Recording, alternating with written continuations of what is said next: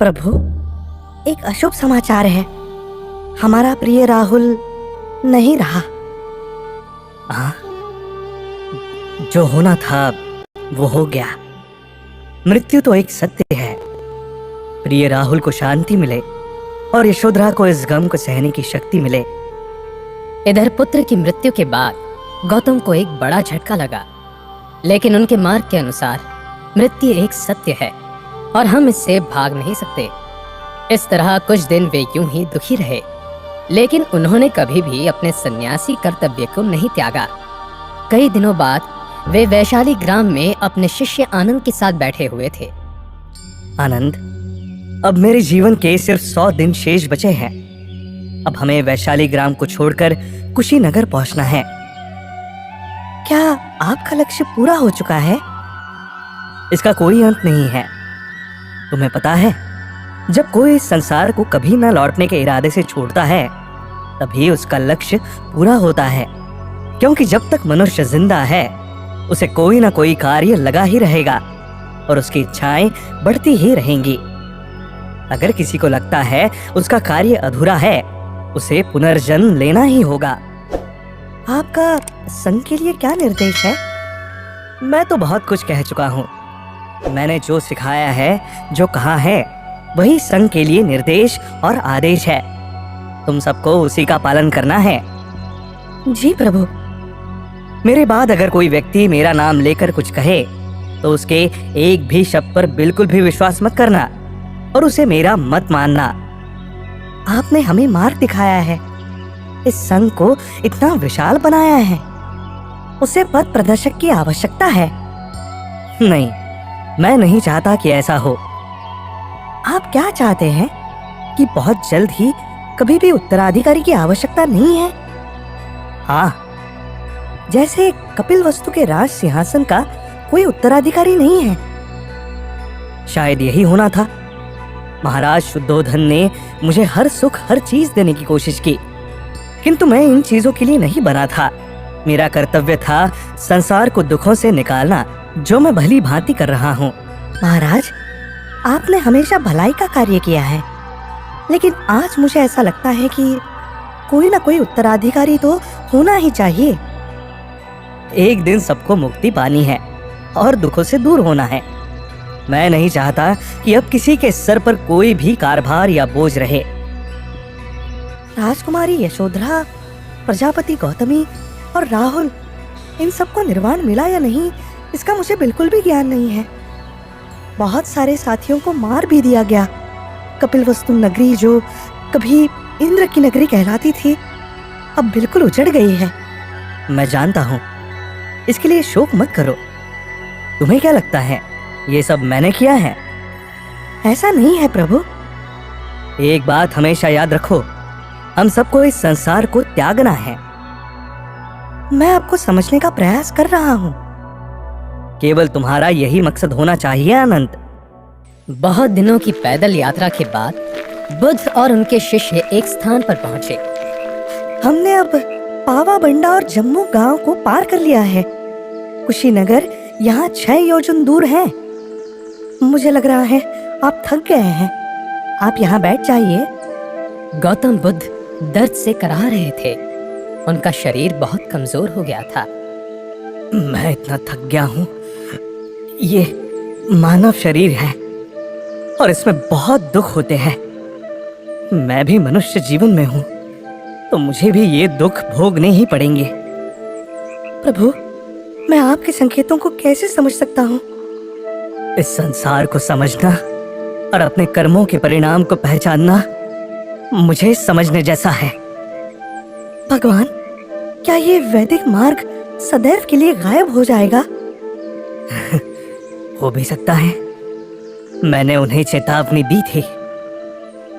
आपकी आज्ञा से राजा रानियां, निम्न वर्ग के लोग और आचार्य सभी इसका पालन कर रहे हैं। प्रभु, आज ब्राह्मण आपके मार्ग को कहते हैं कि ये सभी अनुबंधों से मुक्त है। क्या ये मार्ग सदा देश में रहेगा? मैं नहीं जानता। भगवान, आप संघ को आशीर्वाद दे कि ये संगठित होकर आज आदेशों का पालन करे और आपके मार्ग को आगे बढ़ाए। वो फिर से चल पड़े और चलते चलते कुशीनगर पहुंचे। वहां पर वो एक स्थान पर बैठ गए। उस वर्ष बारिश से पहले बुद्ध राजगृह में थे।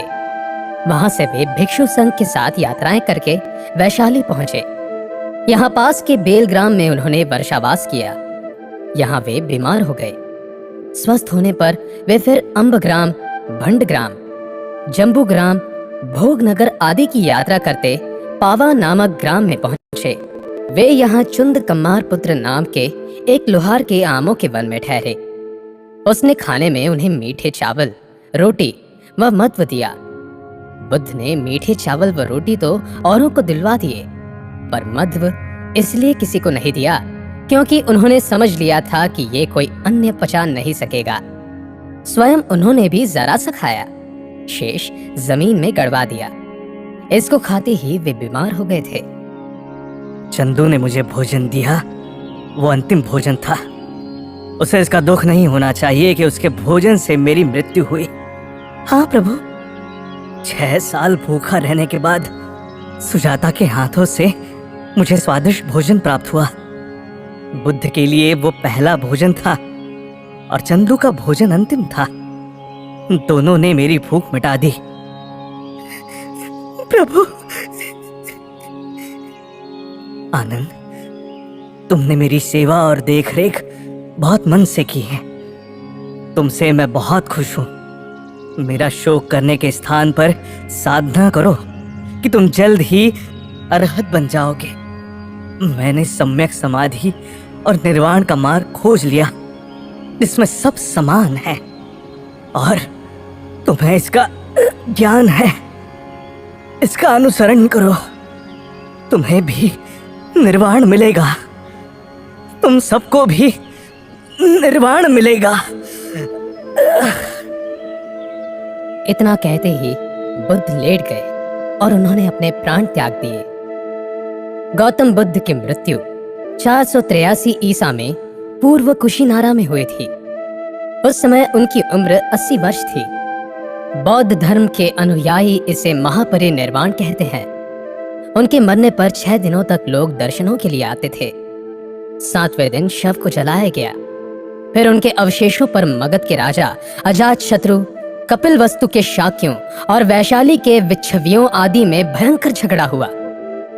जब झगड़ा शांत नहीं हुआ तो द्रोण नामक ब्राह्मण ने समझौता करवाया कि अवशेष 8 भागों में बांट लिए जाए। ऐसा ही हुआ। 8 स्तूप 8 राज्यों में बनाकर अवशेष रखे गए। मृत्यु से पूर्व एक बार महात्मा बुद्ध और उनके शिष्य भिक्षा मांगते हुए मगध की राजधानी राजगृह की ओर बढ़े। वो भिक्षा मांग ही रहे थे कि तभी उनकी नजर 2 बालकों के ऊपर पड़ी। अभी उनमें से एक बालक उनकी ओर बढ़ा और उसने बोला, प्रभु, मैं आपके लिए भिक्षा लाया हूँ। मैंने आपको भिक्षा दी है। मैं राजा बनूंगा। मेरा राज्य संपूर्ण भारत में होगा। उसके बाद मैं आपकी शरण में जरूर आऊंगा बुद्ध। इतना कहते ही वो बालक उन्हें प्रणाम करके वहां से चला गया। प्रभु, इस बालक ने आपको भिक्षा में ऐसा क्या दे दिया जो आप इतना मुस्कुरा रहे हैं?